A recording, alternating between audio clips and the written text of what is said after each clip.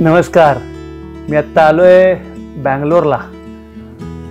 बँगलोरला आल्यावर ना मला बऱ्याच गोष्टी करायच्या असतात. त्यातलं एक म्हणजे ऑथेंटिक साऊथ इंडियन खाणं. बघा, साऊथ इंडियन म्हणालं की नाही, कारण मी पक्का मुंबईकर आहे, पण बँगलोरचं साऊथ इंडियन हे वेगवेगळ्या प्रकारचं असतं. एक असतं ते म्हणजे उडपी, एक आहे तामिळ, आणि एक असतं ते म्हणजे आंध्रा. तर आज मला जायचं आहे आंध्रा फूड खायला, आणि मस्त हवा आहे बँगलोरला. तुम्हाला दाखवतोय बघा. मुंबईसारखाच पाऊस इथे पण चालू झाला आहे. अर्थात बँगलोरचा पाऊस हा रिमझिम असतो, छान असतो, आणि अशा वेळेला मला हॉटेलच्या खोलीत बसवत नाही. त्यामुळे आंध्रा फूड जरा झणझणीत असतं. तर ते आंध्रा फूड खायला जाऊया. नागार्जुन त्याचं नाव त्या रेस्टॉरंटला. साधारण मला वाटतं 30 वर्षापूर्वी आंध्रातल्या 3 भावंडांनी नेल्लोरहून येऊन इथे चालू केलं, आणि आज बँगलोरमधलं एक one of the famous restaurant आहे. तर आता आपण नागार्जुनला जाऊया. 2 मिनिटात मी तुम्हाला नागार्जुनच्या वाट्यावर घेऊन जातो.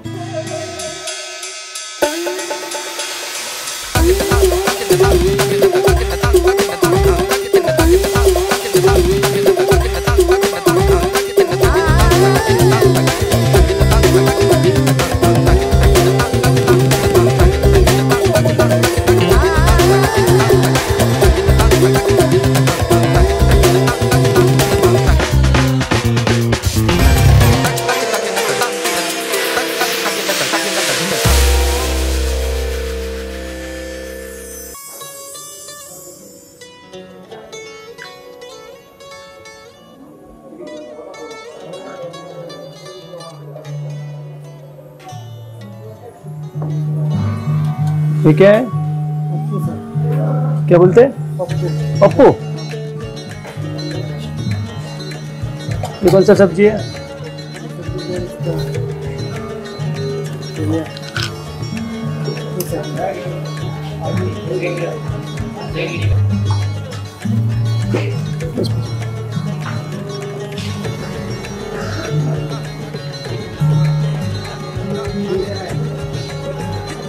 क्या क्या है?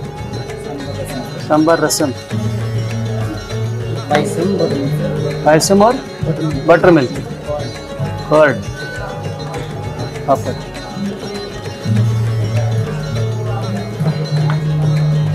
अचार है इसमें? हाँ, घी डाल.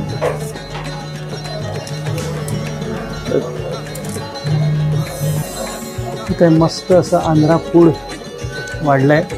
गरमागरम पायसम आहे, सांबार आहे, रसम आहे, भात आहे, भाताचा डोंगर आहे.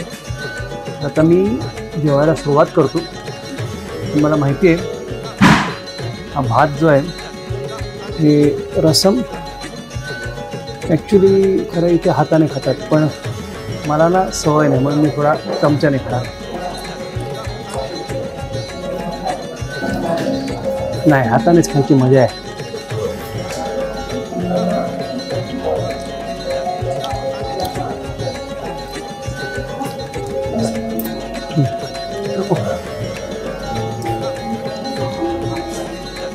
अप्रतिम सांबार म्हणतात ना, थोडंसं आंबट असतं. आपलं जे उडपी सांबार जे असतं ना, त्यापेक्षा वेगळं सांबार आहे.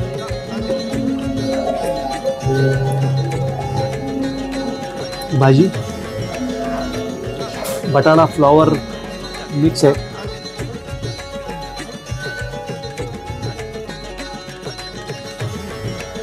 बऱ्याच दिवसांनी हाताने जेवतो. हॉटेलमध्ये म्हटलं की आपण चमचा वगैरे वापरत असतो ना, पण हाताने जेवण्याची जी मजा आहे ना, भात ओरपून खायचा असतो. इथे एक डोंगर वाढला, तो संपायची वाट बघतोय बाजूला उभा राहून. माझा हा डोंगर संपला, लगेच तो दुसरा भाताचा डोंगर वाढला. ही जी चटणी आहे ना, नुसते लाले लाल, पण म्हणतात ना खमंग चटणी, फार सुंदर चटणी. बघाल तर एकदम साधं जेवण आहे, म्हणजे तसं बघायला एक्झॉटिक वगैरे असं काही नाही, पण त्याची चव आहे ना इतकी अप्रतिम आहे. म्हणजे पप्पू म्हणाला, पप्पू भाजी आपल्या थोडक्यात अळूच्या पातळ भाजीसारखी भाजी आहे. अप्रतिम जेवण आहे. अनलिमिटेड असतं दादा. अनलिमिटेड म्हणजे रसम, सांबार या गोष्टी तुम्ही मागाल तेवढ्या तुम्हाला देत असतील. भाज्या, पायसम वगैरे कदाचित लिमिटेड असं माहीत नाही, पण अनलिमिटेड जेवण. थोडा भात मी कधी मुंबईत खाऊ शकत नाही, पण समोर इथे आल्यावर त्या नागार्जुनमध्ये आल्यावर मला हे भात खायचं काय शक्ती आहे ते माहीत नाही. असे 1-2 डोंगर मी सहज संपवतो. कदाचित जेवणाची खासियत आहे. बनवा ना तेवढं तिखट नाही. आंध्रा फूड तिखट म्हणतात आणि तिखट नाही आहे. पायसम जे आहे पाणीदार आहे.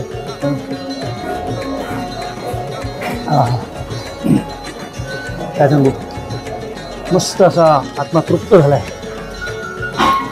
मी पायसमच्या 2 वाट्या तर नक्की संपवणार आहे. तुम्हाला सांगायला आवडेल की भात न खाणारा माणूस थोडा भात खाऊ शकतो. तुम्ही विचार करा, इथे पोळी वेळी प्रकार नसतो. रसम.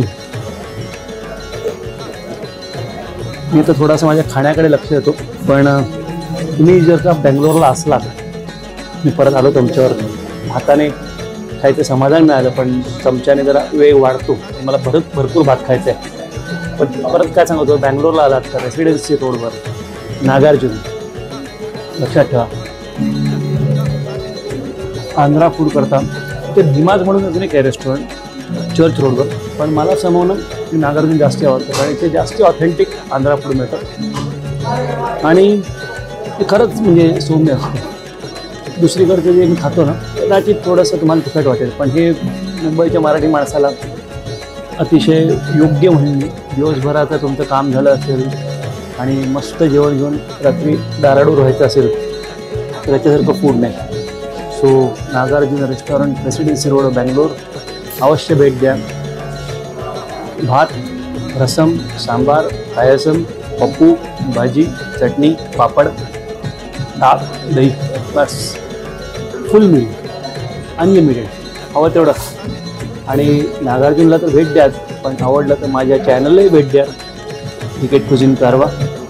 आज आपण कुझिनवर जरा लक्ष देतो, पण क्रिकेट झालं बराच वेळ, आज कुझिनवर आहे. आणि आंध्रा कुझिन दिवसाची सांगता अशा मस्त स्टेपल फूडने आणि सुंदर, सात्विक, पोटभर, चविष्ट आणि ज्याला उत्तम चव असेल अशा आंध्रा फूड भेट द्यायचा नागार्जुन आणि क्रिकेट कुझिन कारवा.